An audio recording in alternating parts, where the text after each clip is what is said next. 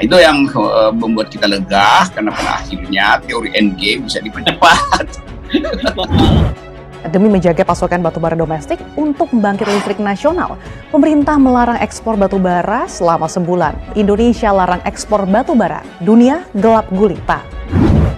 Soal pasokan batubara, saya perintahkan pada Kementerian SDM, Kementerian BUMN dan PLN untuk mengutamakan kebutuhan di dalam negeri terlebih dahulu.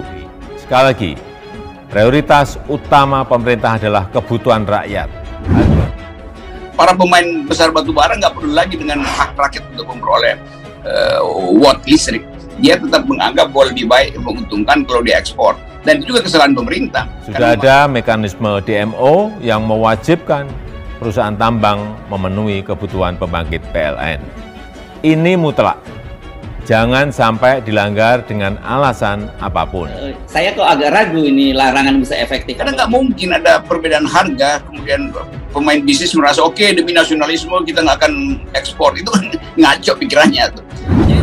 Perusahaan yang tidak dapat melaksanakan kewajibannya untuk memenuhi kebutuhan dalam negeri bisa diberikan sanksi. Lalu kartelnya memutuskan kami nggak akan jual ke PLN. Kami free market itu menuntut kita untuk ekspor. Mereka ya di mana harga yang paling tinggi di situ mereka jual. Mereka nggak akan peduli yang begitu-begitu. Bila perlu bukan cuma tidak mendapatkan izin ekspor, tapi juga pencabutan izin usahanya. Itu bisa masuk diklaim di WTO, diklaim di WTO. Barang-barang kita mau kita jadikan pabrik di sini, mau kita jadikan barang di sini, hak kita dong. Ya kita hadapi, kalau ada yang menggugat kita hadapi. Jangan digugat kita mundur lagi. Nggak akan kesempatan itu datang lagi, peluang itu datang lagi, nggak akan. Kantor Staf Kepresidenan menegaskan kebijakan larangan ekspor batubara merupakan upaya gotong royong nasional dalam menghadapi krisis energi global. Pelarangan ini juga merupakan gestur Presiden Jokowi ketika berpihak kepada kepentingan rakyat. Selama 1 bulan ini diadakan pelarangan terhadap ekspor batubara, kita melihat bahwa ini sebetulnya ini gestur asli dari Presiden ketika dia harus berpihak kepada rakyat, kepentingan rakyat. Minggu ini mungkin ada kejadian yang berbahaya dalam politik kita, karena ini menyangkut hak rakyat. 10 juta rakyat itu akan kehilangan listrik. Jangan malah berbicara pesimis. Pemimpin itu harus memberikan optimisme kepada rakyatnya. Pemimpin itu harus memberi semangat kepada rakyatnya. Menteri Keuangan Sri Mulyani menegaskan larangan ekspor batubara sudah diperhitungkan pemerintah dengan matang. Yang dicari oleh pemerintah adalah yang dampaknya seminimal mungkin bagi perekonomian, bagi rakyat, namun distorsinya juga sekecil mungkin. Itu sulit memang, tapi itu yang dicari. Korea Selatan menyusul Jepang yang meminta Indonesia untuk mencabut larangan ekspor batubara. Korea Selatan terancam mengalami gangguan listrik akibat kebijakan tersebut. Disampaikan oleh Menteri Perdagangan Korea Selatan, Yoh Han-ko, dalam rapat secara daring dengan Menteri Perdagangan Republik Indonesia, Muhammad Lutfi. Itu bisa masuk diklaim di WTO, masuk dalam peradilan arbitrasi segala macam. Indonesia digugat Uni Eropa ke World Trade Organization akibat larangan ekspor biji nikel. Presiden Joko Widodo mengaku tak gentar meski kebijakan itu digugat. Jangan ekspor lagi yang namanya nikel dalam bentuk raw material, bahan mentah. Sudah sampaikan dan sudah kita stop ekspor bahan mentah. Kita paksa, entah itu BUMN kita, swasta kita, untuk mendirikan industrinya di dalam negeri. Presiden mengatakan adalah hak Indonesia untuk mengolah sumber daya alamnya sendiri, terutama minerba. Karena itu, ia tidak akan mundur meski larangan ekspor biji nikel digugat. Meskipun kita digugat di WTO, nggak apa-apa. Yang nikel-nikel kita, barang-barang kita, mau kita jadikan pabrik di sini, mau kita jadikan barang di sini, hak kita dong. Ya kita hadapi, kalau ada yang menggugat, kita hadapi. Jangan digugat kita mundur lagi. Nggak akan kesempatan itu datang lagi, peluang itu datang lagi, nggak akan. Presiden pun mewanti-wanti untuk tidak grogi menghadapi gugatan yang dilayangkan tersebut. Presiden memastikan menyiapkan lawyer atau pengacara kelas internasional untuk menghadapi gugatan tersebut dan WTO.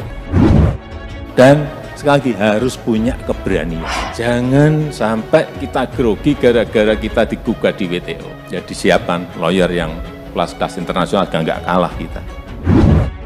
Indonesia mendapat gugatan dari Uni Eropa ke World Trade Organization atau WTO.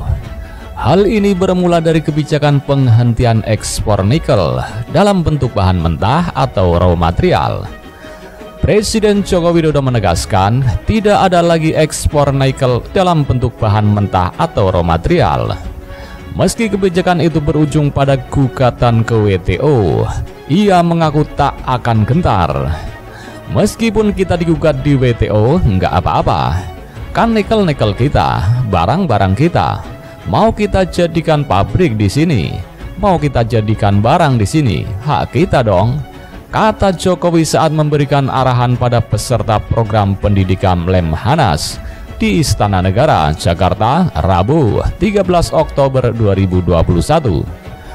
Tidak bisa lagi kita mengekspor dalam bentuk raw material, dalam bentuk bahan mentah yang tidak memiliki nilai tambah. Kita dapat uang dari situ ya, kita dapat income dari situ ya, tapi nilai tambahnya itu yang kita inginkan. Jokowi memastikan bahwa pemerintah tak akan mundur dan memilih menghadapi gugatan yang dilayangkan Uni Eropa.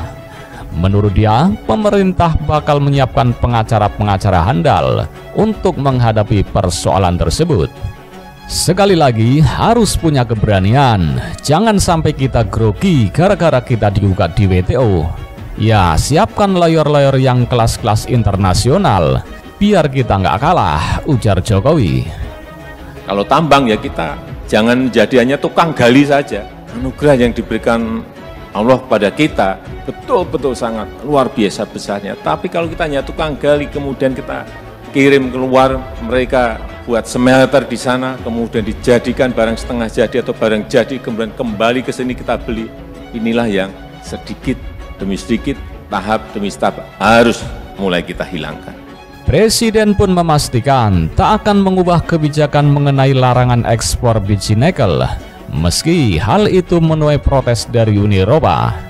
Ia menegaskan kebijakan tersebut dibuat untuk meningkatkan kesejahteraan negara. Menurut Jokowi, potensi pemanfaatan nikel sangat besar. Ketimbang diekspor dalam bentuk bahan mentah, sumber daya tersebut dapat diolah menjadi katoda baterai stainless atau stainless steel atau lithium baterai untuk selanjutnya diintegrasikan dengan industri otomotif. Mengenai nikel harus kita olah menjadi katoda baterai, stainless steel, menjadi lithium baterai yang nanti diintegrasikan dengan industri otomotif yang kita miliki, karena kesempatan besar, opportunity yang ada ke depan adalah mobil listrik. Jangan kehilangan kesempatan lagi kita. Dan nanti Bapak Ibu bisa lihat 3 tahun lagi, 3 tahun, 2 atau 3 tahun lagi, yang namanya mobil listrik akan mulai bermunculan dari negara kita. Pemanfaatan itu membuka kesempatan Republik Indonesia untuk mengembangkan industri mobil listrik dan menyumbangkan pendapatan dalam negeri. Jangan kehilangan kesempatan lagi kita. Jangan ekspor lagi yang namanya nikel dalam bentuk raw material, bahan mentah. Saya sudah sampaikan, stop ekspor bahan mentah, ucap Jokowi. Setelah nikel apa? Ya nanti berikutnya, boksit, stop. Sawit, juga sama. Suatu titik nanti stop. Yang namanya ekspor CPO. Harus jadi kosmetik, harus jadi mentega, harus jadi biodiesel, dan turunan-turunan lainnya. Kedepan, lanjut Presiden, kebijakan serupa juga akan diterapkan pada komoditas lainnya seperti boksit atau biji aluminium hingga sawit. Ia berjanji bakal memaksa BUMN, swasta hingga investor untuk mendirikan industrinya di dalam negeri. Kalau ada yang menggugat, kita hadapi. Jangan digugat, kita mundur lagi. Nggak akan kesempatan itu datang lagi. Peluang itu datang lagi nggak akan, kata Jokowi. Ini kesempatan kita bisa mengintegrasikan industri-industri besar yang ada di dalam negeri, tuturnya. Inilah sebuah kesempatan, jangan sampai nanti kita kehilangan opportunity lagi, kehilangan kesempatan lagi. Dulu ada booming minyak, kita kehilangan, ada booming kayu, kita kehilangan. Ini tidak. Minerba ini harus menjadi sebuah fondasi kita dalam rangka memajukan negara kita Indonesia. Sebelumnya diberitakan hubungan perdagangan Indonesia dengan Uni Eropa semakin memanas usai kebijakan Indonesia mengenai larangan ekspor biji nikel digugat Uni Eropa ke WTO. Pada 22 Februari 2021, untuk kedua kalinya Uni Eropa meminta pembentukan panel sengketa DS 592 Message Relating to Raw Material pada pertemuan reguler Badan Penyelesaian Sengketa. Kala itu, Menteri Perdagangan Muhammad Lutfi mengatakan pemerintah siap memperjuangkan dan melakukan upaya pembelaan terhadap gugatan Uni Eropa. Pemerintah bersama seluruh pemangku kepentingan berkeyakinan kebijakan dan langkah yang ditempuh Indonesia saat ini telah konsisten dengan prinsip dan aturan WTO, ujarnya dalam keterangan tertulis Jumat 26 Februari 2021 lalu.